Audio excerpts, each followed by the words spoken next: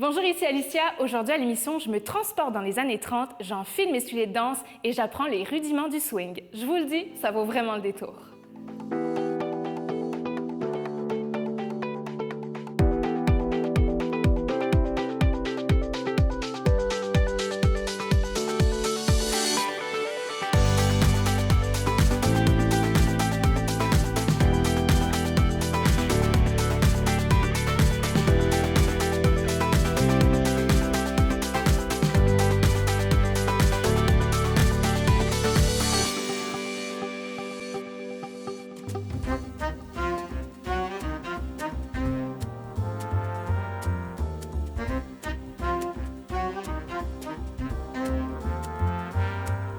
Je me retrouve avec Olivier Duval. Olivier, tu es le cofondateur de la Cabane à Swing. On est à Saint-Georges-de-Beauce et j'aimerais que tu m'expliques brièvement qu'est-ce que vous faites à la Cabane à Swing.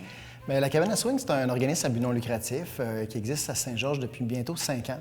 La Cabane à Swing, sa mission première, c'est de faire connaître les danses swing, mais aussi la musique swing. La culture avance tranquillement en Beauce et puis nous, on avait le goût d'être un organisme qui vise le développement de la culture en Beauce par la danse et la musique swing. Et pourquoi avoir choisi le swing? Bien, le swing, moi j'ai découvert ça il y a un peu plus de 10 ans.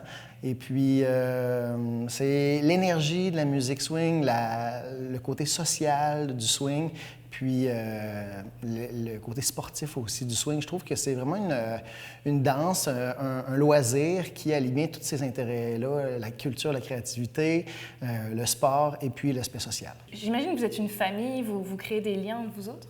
Exactement. Dans le fond, l'école de danse La Cabane à Swing, c'est une grande communauté. T'sais, on se plaît à dire que l'école de danse appartient aux danseurs de La Cabane à Swing.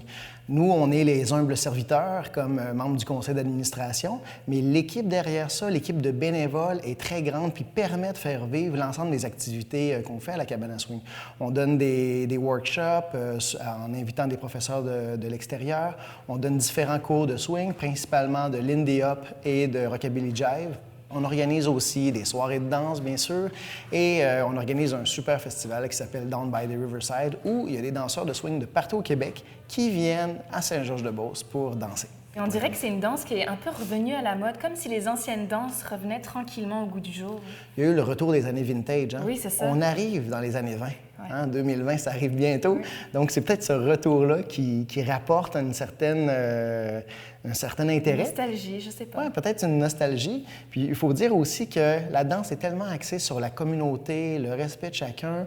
C'est une danse qui est créative, qui ne veut pas être trop tranchée au couteau, comme des fois la danse sportive. La danse swing, c'est une danse libre où on peut inventer plein de choses. Chaque danseur a sa propre couleur, a son propre style, a sa propre créativité. Ça vient beaucoup enrichir la danse. Puis à partir de là, bien, tout le monde a du plaisir à danser. Oui, parce qu'il y a vraiment une partie un peu anticonformiste dans le swing. On peut dire ça. Si on regarde des films comme Swing Kids, c'était des jeunes qui se cachaient de l'époque nazie. Donc, ils devaient être cachés pour écouter la musique swing, mais ils devaient être cachés pour la danser aussi. Fait qu'il y avait comme cette sous-culture-là qui maintenant, avec tout le plaisir qu'il y a autour de ça, bien, fait son apparition au grand jour. Ça laisse un peu place à la spontanéité quand on danse? Ah oui, définitivement. On sourit beaucoup, mais ce qu'on réalise des fois, c'est que des fois, c'est je veux pas dire des accidents, mais où on s'accroche puis on dit « Hey, c'est cool ce que tu viens de faire là, refais donc ça, attends un petit peu ». Et puis là, tranquillement, l'évolution de la danse, des mouvements peut continuer à évoluer indéfiniment. Olivier, tu vas me faire découvrir un peu le swing, tu vas me faire pratiquer des nouveaux pas de danse. En fait, j'en ai jamais fait de toute ma vie. Alors, à quoi est-ce que je peux m'attendre là, pour ça? Là, ce qu'on va faire ce soir, dans le fond, c'est on a monté une petite chorégraphie avec la Cabane à Swing. Ce soir, c'est un groupe de danseurs qui ça fait 3 ou 4 fois qu'on se réunit cette session-ci. C'est une chorégraphie que certains connaissent, d'autres ne connaissent pas.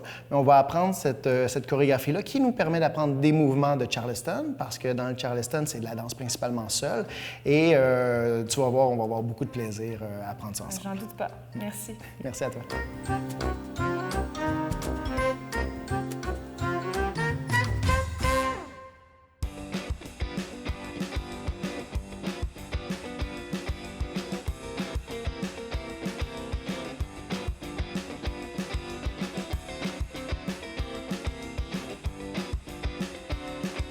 Mon nom est Gilles Lessard. Je suis membre du Club aéronautique de Beauce depuis au moins 25 ans.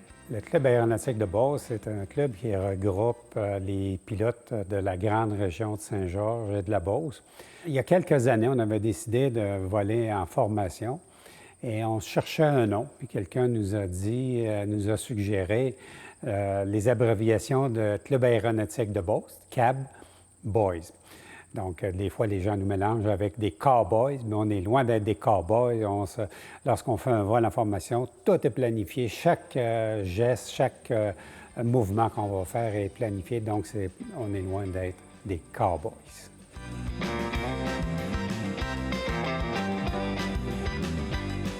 On est vraiment chanceux ici à Saint-Georges d'avoir un gars d'expérience en la personne de Michel Pomerleau, un militaire qui a plus de 10 000 heures de vol et qui a contribué à former beaucoup de pilotes militaires en formation.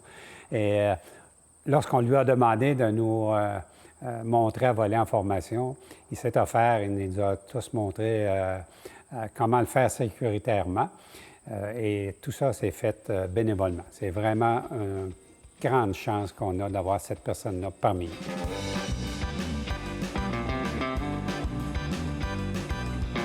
Typiquement, des avions civils qui volent près des uns des autres, qui volent en formation ou qui veulent prendre des photos, c'est un grand danger quand le mouvement des avions un par rapport aux autres est dynamique, très dangereux.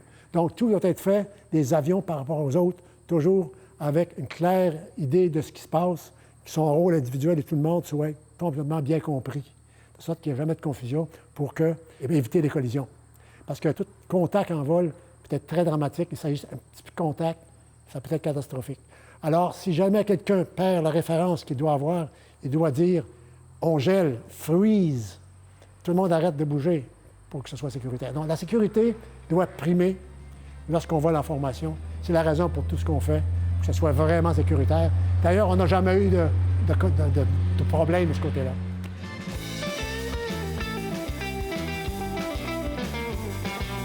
Lorsque notre vol est terminé, évidemment, on se retrouve. On a toujours un débriefing pour savoir qu'est-ce qu'on a bien fait puis qu'est-ce qu'on peut faire pour s'améliorer. C'est toujours la sécurité qui prime.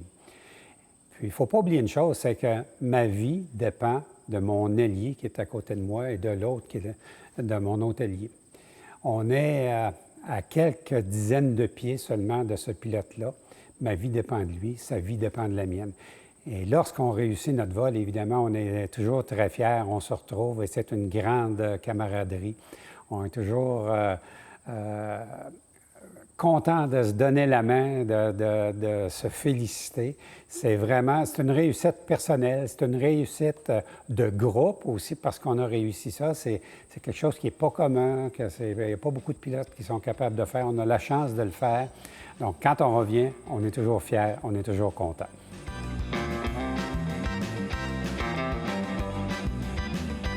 L'aviation, ça se pratique sous toutes les formes. Hein. Ce n'est pas nécessaire d'avoir un avion performant. On peut avoir un avion qui n'est pas dispendieuse. On peut être à 2-3 personnes.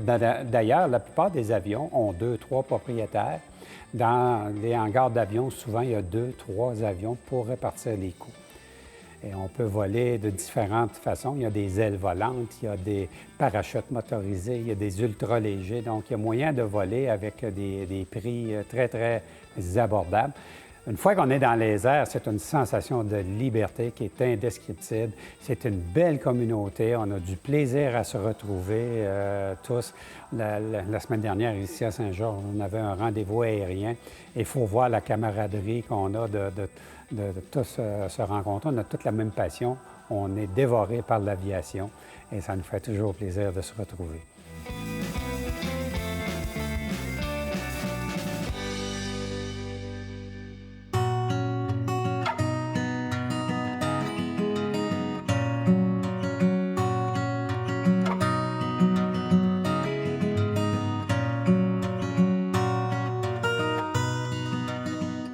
Salut tout le monde.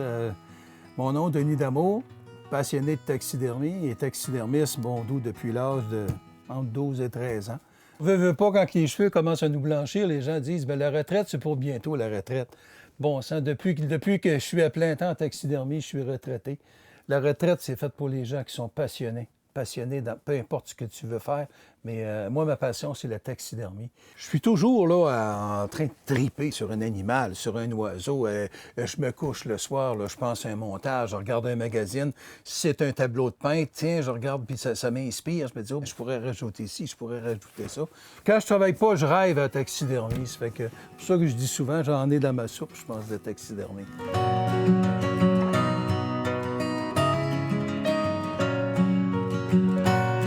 Taxidermie, souvent on utilise le terme empaillé, mais ça n'existe plus. Il faudrait que ça soit banni du dictionnaire, parce qu'à l'époque, on utilisait la paille comme matériau principal pour fabriquer une forme, fabriquer le corps d'un oiseau, fabriquer le corps d'un animal. C'était la paille et des plâtres qu'on réussissait à...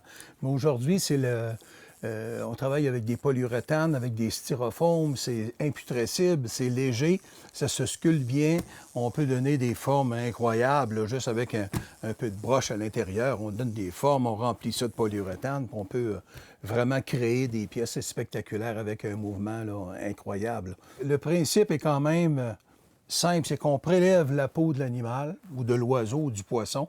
On en fait un traitement chimique qu'on appelle un tannage, qui est propre à chacune des espèces.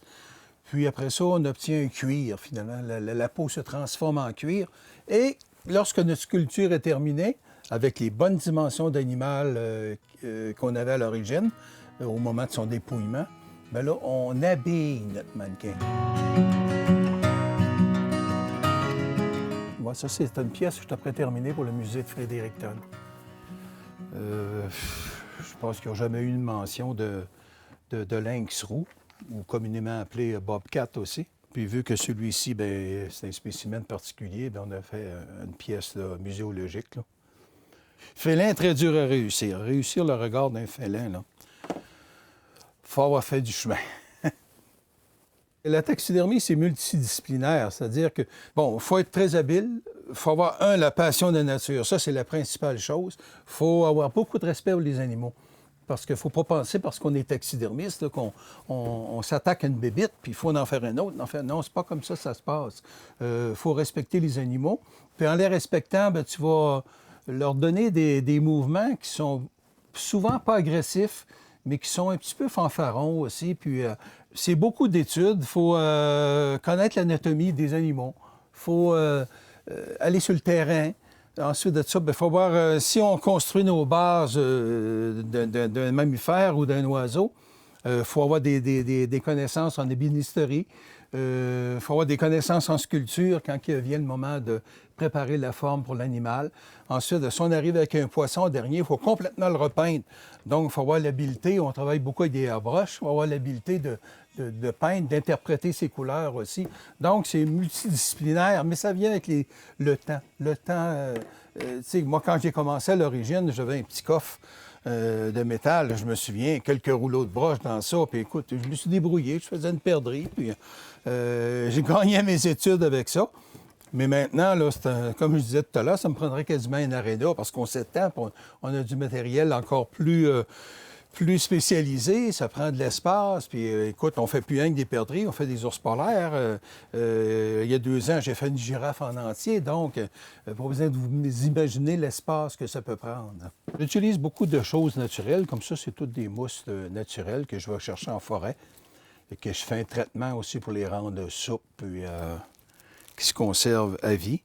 Mais comme les roches, c'est ça qu'on va donner, bien, ça serait insensé le poids de la pièce. Fait qu'on fait un moulage d'une vraie roche. Après, on coule une petite couche de plâtre. On se ramasse avec un caillou qui est blanc, mais il faut toutes les repeindre au complet, là. Mais ça pèse absolument rien. Il n'y a aucun poids, ça fait que c'est parfait dans les circonstances.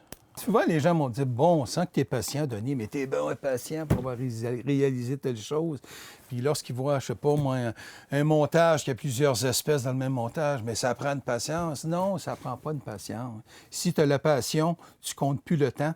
Donc, la patience.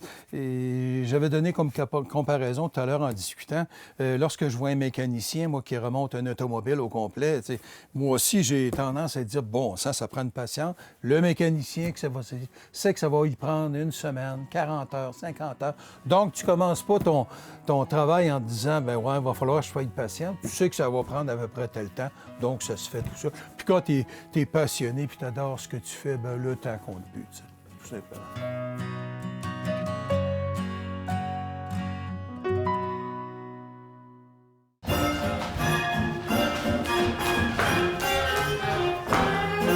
Ce soir, pour toi, ce que j'ai préparé, c'est une petite chorégraphie. Notre cours de solo Charleston, c'est un cours où on apprend à danser seul, à interpréter la musique sur ce que la musique nous inspire. Donc, on est vraiment dans la créativité, l'apprentissage technique aussi à travers des mouvements, mais aussi beaucoup d'expression. Fait que si tu aimes danser, tu devrais avoir du plaisir aussi. Oui, j'adore danser. Je vais me laisser aller avec vous autres. Excellent. On va le laisser sur la musique, mais quelque chose qui est bien important, c'est premièrement le bounce. Ce qu'on va chercher à faire, c'est groover. Première chose qu'on veut faire, c'est groover sur la musique. Donc, sentir le tempo de la musique.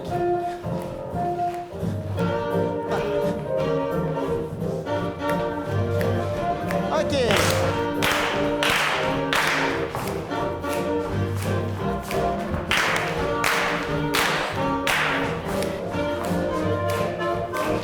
La suite. Encore.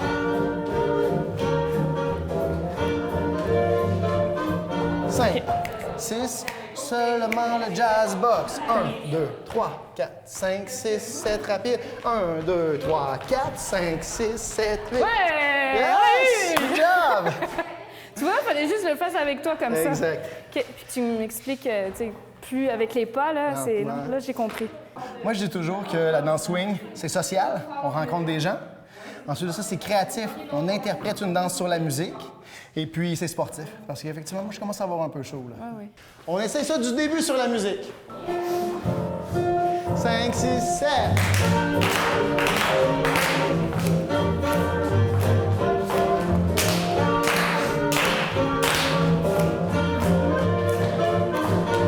Jazz box. On accélère.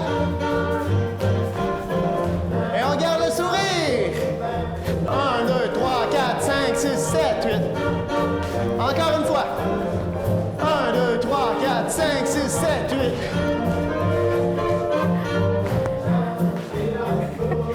Ça a bien été? Ouais? On va facilement passer à travers, on a presque fini. 5, 6, 7.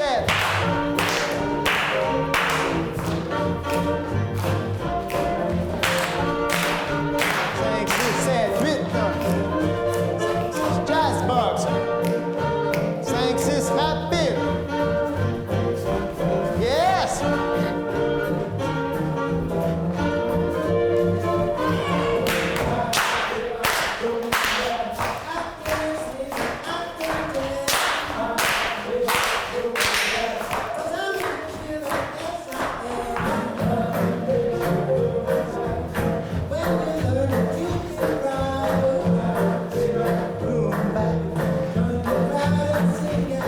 Suzy Q. Pivot. Hallelujah. Transfert.